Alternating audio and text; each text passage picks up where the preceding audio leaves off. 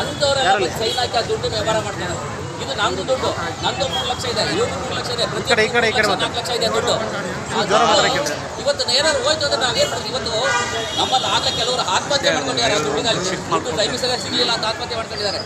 ಇನ್ನೂ ಎಷ್ಟೋ ಜನ ಆತ್ಮಹತ್ಯೆ ಮಾಡ್ಕೊಳ್ಳೋ ಲೆವೆಲಲ್ಲಿ ಇದ್ದಾರೆ. ಅವ್ರಿಗೆಲ್ಲ ಹೇಳಿದ್ದೀವಿ, ಯಾವುದೇ ಕಾರಣಕ್ಕೆ ಎದೆಗೆಟ್ಕೊಂಡ್ರಪ್ಪ, ಬರುತ್ತೆ ದುಡ್ಡು, ನಿಮ್ಮ ದುಡ್ಡು ನಿಮ್ಗೆ ಬಂದೇ ಬರುತ್ತೆ ಅನ್ನೋ ದೃಷ್ಟಿಯಿಂದ ನಾವು ಸತತವಾಗಿ 3 ವರ್ಷದಿಂದ ಹೋರಾಟ ಮಾಡ್ತಾ ಬರ್ತಾ ಇದ್ದೀವಿ. LICನವ್ರು ಹೇಳಿದ್ರೆ ಇಲ್ಲ, ನಾವು ಕೊಡೋಕ್ಕೆ ಬರಲ್ಲ, ನೀವು ಸತ್ತ ಮೇಲೆ ಕೊಡೋದು ಅಂತ ಇಲ್ಲಿ ಹೇಳ್ತಾರೆ. ಲೆಟ್ರ್ ಕೊಡ್ತಾರೆ, ನೀವು ಸತ್ತ ಮೇಲೆ ಕೊಡೋದು ಅಗ್ರಿಮೆಂಟ್ ಇದೆ, ಅಗ್ರಿಮೆಂಟ್ ತೋರ್ಸಪ್ಪ ಅಂದರೆ ಅಗ್ರಿಮೆಂಟ್ ತೋರಿಸಲ್ಲ. ಪೊಲೀಸ್ನವ್ರಿಗೆ ಹೇಳಿದ್ರೆ SP ಕಂಪ್ಲೇಂಟ್ ಕೊಟ್ಟರೆ SP ಅವರು ಇಲ್ಲಿಗೆ ಹಾಕ್ತಾರೆ, ಭದ್ರಾವತಿ ಪೊಲೀಸಿಗೆ. ಅವರು ಇದು ಸಿವಿಲ್ ಮ್ಯಾಟ್ರು, ಇದು ನಮಗೆ ಬರಲ್ಲ ಅಂತ ಹೇಳ್ತಾರೆ. ಮತ್ತು ಫ್ರಾಡ್ ಮಾಡ್ತಾ ಇದ್ದಾರೆ, ಮೋಸ ಮಾಡ್ತಾ ಇದ್ದಾನೆ ಅಂತ ಹೇಳಿದಾಗಲೂ ಕೂಡ ಅವರು ಮೋಸ ಮಾಡ್ತಾ ಇದ್ದು ನಾವು ಫ್ರಾಡ್ ಮಾಡಿ ಇದು ಸಿವಿಲ್ ಮ್ಯಾಟ್ರ್ ಅಂದರೆ ನಿಮಗೆ ಮೋಸ ಮಾಡೋದು ಯಾರಿಗೆ? ಬೇರೆ ಕಡೆ ಎಲ್ಲ ದೊಡ್ಡ ದೊಡ್ಡ ರಾಜಕಾರಣಿಗಳು ಕಂಪ್ಲೇಂಟ್ ಕೊಟ್ಬಿಟ್ರೆ ಇಮಿಡಿಯೇಟ್ ಅರೆಸ್ಟ್ ಮಾಡ್ತಾರೆ. ನಾವು ಕಾರ್ಮಿಕರು, ರಿಟೈರ್ಡ್ ಕಾರ್ಮಿಕರು, ನಾವು 100 ಜನ ಹೋಗಿ ನಾವು ಕಂಪ್ಲೇಂಟ್ ಕೊಟ್ಟರೆ ಇಲ್ಲ, ಈಗ ಹೇಳ್ತಾರೆ ನೀವು ಒಬ್ಬರು ಕಡೆ ಅದ್ರ ಮೇಲೆ ನಾನು FIR ಹಾಕ್ತೀನಿ ಅಂತ. ಇವತ್ತು ರಾಜವರು ಇಲ್ಲಿ ಕರೆದಾಗ DYSP ಹೇಳಿದ್ದಾರೆ FIR ಹಾಕ್ತೀವಿ ಅಂತ. ಬಟ್ ನಮಗೆ ಹೇಳ್ತಾ ಇರೋದು ತಹಶೀಲ್ದಾರು ಇದನ್ನು ಅವತ್ತು ಹೇಳ್ದಂಗೆ ಎಲ್ಲ ಡಿಪಾರ್ಟ್ಮೆಂಟ್ನವ್ರು, ಯಾರು ಸಂಬಂಧಪಟ್ಟ ಡಿಪಾರ್ಟ್ಮೆಂಟ್ನವ್ರು ತರಿಸಿ ಇದನ್ನು ಮಾಡಬೇಕು. ಈ ಸದ್ಯಕ್ಕೆ ಈಗ ಹೊಸದಾಗಿ ನಮ್ಮ ಜಿಲ್ಲಾಧಿಕಾರಿಗಳೇ ಇವತ್ತು MD ಆಗಿದ್ದಾರೆ. FDMಗೆ ಅವ್ರದ್ದು ಜವಾಬ್ದಾರಿ ಇದೆ. ಹಿಂದಿನ MD ಅವರು ಅದನ್ನು ದುಡ್ಡು ಕೊಡಿ ಅಂತ ಬರೆದು ಕೂಡ ಕೊಟ್ಟಿಲ್ಲ. ಈ MD ಅವರು ಕೂಡ ಈಗ ಬರೆದು ಅದು ಮಾಡಿಸ್ಬೇಕಾಗಿದೆ. ಅದಕ್ಕೆ ನಾವು ಕೇಳ್ತಾ ಇರೋದು ಏನಂದ್ರೆ ತಹಶೀಲ್ದಾರ್ ಯಾವತ್ತು ಬೇಗ ಫಿಕ್ಸ್ ಮಾಡಿಕೊಡ್ತಾರೆ. ಇಲ್ಲಾಂದರೆ ನಾವು 15ನೇ ತಾರೀಕು ಇಲ್ಲಿ ಉಪಸತ್ಯಾಗ್ರಹ ಕೂರಬೇಕು ಅಂದರೆ ನಾವು ಕೂರ್ತೀವಿ. ಏನಾದ್ರು ಆಗೋದಿಲ್ಲ ಅಂದರೆ ನಾವು ಅದಕ್ಕೂ ಕೂಡ ವ್ಯವಸ್ಥೆ ಮಾಡ್ತಾರೆ. ಅದಕ್ಕೆ ಆ ವ್ಯವಸ್ಥೆ ಮಾಡಬಾರ್ದು. ನಾವೆಲ್ಲ ಹಿರಿಯ ನಾಗರಿಕರು, ಎಲ್ಲ 65-70 ವರ್ಷ ಆಗಿರೋರು, ನಾವು ಹೋರಾಟ ಮಾಡ್ಬೇಕಂದ್ರೆ ಸಾಯ್ಬೇಕಾಗುತ್ತೆ. ನಮ್ಮದು ಹೋರಾಟ ಅಂದರೆ ಸಾವು. ಆ ಸಾವು ಬೇಡ. ನಾವು ಬದುಕಿದ್ದಾಗಲೇ ನಮ್ಮ ಕೆಲಸಗಳನ್ನ ಮಾಡಿಕೊಡಿ, ನಮ್ಮ ದುಡ್ಡು ನಮಗೆ ಕೊಡಿಸಿ, ನ್ಯಾಯಯುತವಾಗಿದ್ದರೆ ಕೊಡಿಸಿ. ಅಗ್ರಿಮೆಂಟ್ ಇದ್ದರೆ ಹೇಳಿ ಅವ್ರಿಗೆ, ಅಗ್ರಿಮೆಂಟ್ ತಂದು ಕೊಡಿ ಹೇಳಿ ಅವ್ರಿಗೆ. ಇಷ್ಟೆಲ್ಲ ಆಗ್ತಾಯಿದ್ರು. ಭದ್ರಾವತಿ ತಹಶೀಲ್ದಾರು, ಭದ್ರಾವತಿ ತಾಲೂಕು ಆಡಳಿತ, ಜಿಲ್ಲಾ ಆಡಳಿತ ಏನು ಮಾಡ್ತಾ ಇದೆ ನಮಗೆ? ಅದಕ್ಕೆ ದಯಮಾಡಿ ತಾವು ನಮ್ಮ ತಹಶೀಲ್ದಾರಿಗೆ ಹೇಳಿ, ನಾವು ಮುಖ್ಯಮಂತ್ರಿಗಳು ಕೂಡ ತಮ್ಮ ಮೂಲಕ ಮುಖ್ಯಮಂತ್ರಿ ಮನೆಗೆ ಕೊಡ್ತಾ ಇದ್ದೀವಿ. ಹೋರಾಟದ ವಿಚಾರ ಹೇಳಿ ಸರ್. ನಾವೆಲ್ಲ MPM ನಿವೃತ್ತ ಕಾರ್ಮಿಕರು, ಮಾತಾಡಬಾರ್ದು. ನಾವೆಲ್ಲ ನಿವೃತ್ತ MPM ಕಾರ್ಮಿಕರು. ನಮಗೆ MPMಲ್ಲಿ ಕೆಲಸದಲ್ಲಿದ್ದಾಗ 1997ರಲ್ಲಿ ನಮಗೆ ನಾವು ಕೆಲಸ ಜಾಸ್ತಿ ಮಾಡಬೇಕು ಅನ್ನೋ ಉದ್ದೇಶದಿಂದ ನಮಗೆ 15% ಬೇಸಿಕ್ಕನ್ನು ನಾವು LICನವರಲ್ಲಿ ಒಂದು ಸ್ಕೀಮ್ ಮಾಡಿ ಅಲ್ಲಿ ಕೊಡಬೇಕು. ಅದಕ್ಕೆ ಪ್ರತಿ ವರ್ಷ ಬಡ್ಡಿ ಬಂದು ನಮ್ಮ ರಿಟೈರ್ಡ್ ಆಗಿದ್ಮೇಲೆ ಆ ದುಡ್ಡು ನಮಗೆ ಬರಬೇಕು ಅಂತ ದೃಷ್ಟಿಯಿಂದ ಒಂದು ಅಗ್ರಿಮೆಂಟ್ ಮಾಡ್ಕೊಂಡು ಯೂನಿಯನ್ ಜೊತೆ ಮತ್ತು ಮ್ಯಾನೇಜ್ಮೆಂಟ್ ಜೊತೆ ಅಗ್ರಿಮೆಂಟ್ ಮಾಡ್ಕೊಂಡು ನಾವು ಒಂದು ಇದು ಮಾಡಿದ್ವಿ. ಅದ್ರ ಪ್ರಕಾರ MPMನವರು 15% ಹಿಡಿತಾ ಇದ್ರು, 15% ಕೊಡಬೇಕಾಗಿತ್ತು. LIC ಕಟ್ತಾಯಿದ್ರು. ಆದರೆ ಸರಿಯಾಗಿ LICಗೆ ಕಟ್ಟಲೇ ಇಲ್ಲ. 2 ವರ್ಷ 3 ವರ್ಷ ಕಟ್ಬಿಟ್ಟು LIC ಕಟ್ಟಲೇ ಇಲ್ಲ. ಅದು ನಮಗೆ ಯಾರಿಗೂ ಗೊತ್ತಾಗಲೂ ಇಲ್ಲ. ನಾವು ರಿಟೈರ್ಡ್ ಆಗೋರು ಕಟ್ತಾ ಇದ್ದಾರೆ ಅಂತ ತಿಳ್ಕೊಂಡು ಇಲ್ಲಿವರೆಗೂ ಕಟ್ಟೇ ಇದ್ದ ಗೊತ್ತಾಗಿಲ್ಲ. ರಿಟೈರ್ಡ್ ಆದಮೇಲೆ ನೋಡಿದ್ರೆ ನಮ್ಮ ದುಡ್ಡಿಗೆ ಬಡ್ಡಿನೇ ಬಂದಿಲ್ಲ, ಇವ್ರು ಕಟ್ಟೇ ಇಲ್ಲ.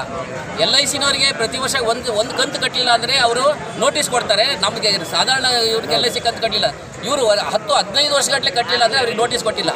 ಆಮೇಲೆ ಇವ್ರು ಕಟ್ಟಿದಷ್ಟು ದುಡ್ಡನ್ನೇ ತೊಗೊಂಡಿದ್ದಾರೆ ಅವರು. ಅದಕ್ಕೆ ನಮಗೆ ಸುಮಾರು ಏನಿಲ್ಲ ಅಂದರೂ ಒಬ್ಬೊಬ್ಬರಿಗೆ 2-3 ಲಕ್ಷ ರೂಪಾಯಿ ಲಾಸ್ ಆಗಿದೆ. ಆಯಿತು, ಅದು ಆದಮೇಲೆ ಈಗ ನಮ್ಮ ದುಡ್ಡಲ್ಲಿ ಇತ್ತಲ್ಲ, ಆ ದುಡ್ಡನ್ನು ವಾಪಸ್ ಕೊಡಿ ಅಂತ ಕೇಳಿದ್ರೆ ದುಡ್ಡು ಕೊಡೋಕ್ಕೆ ಬರೋಲ್ಲ. ಒಂದು ಫಾರಮಿಗೆ ಸೈನ್ ಹಾಕ್ಸ್ಕೊಂಡಿದ್ದಾರೆ. ನಮಗೆ ದುಡ್ಡು ಬೇಕಾಗಿತ್ತು ಅರ್ಜೆಂಟಾಗಿ. ದುಡ್ಡು ಫಾರಮಿಗೆ ಸೈನ್ ಹಾಕ್ಸ್ಬಿಟ್ಟು ನಿಮಗೆ 1/3 ಅಮೌಂಟ್ ಕೊಡ್ತೀವಿ, ಬೇಕಾದ್ರೆ 1/3 ತಗೊಳ್ಳಿ, ಇಲ್ಲದೇ ಇದ್ದರೆ ನಾವು ಅದನ್ನು ವಡ್ಡಿ ರೂಪದಲ್ಲಿ ಪೆನ್ಷನ್ ರೂಪದಲ್ಲಿ ಕೊಡ್ತೀವಿ ಅಂತ.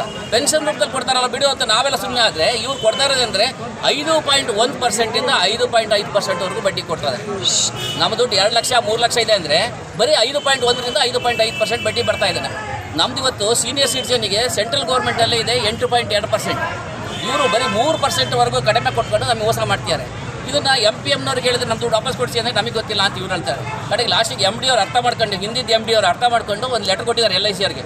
ಈಗ ಏನು ಅಪ್ಲಿಕೇಶನ್ ಕೊಟ್ಟಿದ್ದಾರೆ ಅವ್ರದ್ದೆಲ್ಲ ದುಡ್ಡು ವಾಪಸ್ ಕೊಡಿ, ಅದಕ್ಕೆ ನಮ್ಮ ಕಂಪ್ನಿಯಿಂದ ನಮ್ಮ ಕಡೆ ಮ್ಯಾನೇಜ್ಮೆಂಟ್ ಕಡೆಯಿಂದ ಯಾವುದೇ ಅಬ್ಜೆಕ್ಷನ್ ಇಲ್ಲ ಅಂತೇಳಿ ಕೊಟ್ಟರು ಕೂಡ 9 ತಿಂಗಳಾದರೂ ಇವತ್ತಿನವರೆಗೂ ಮಾಡಿಲ್ಲ.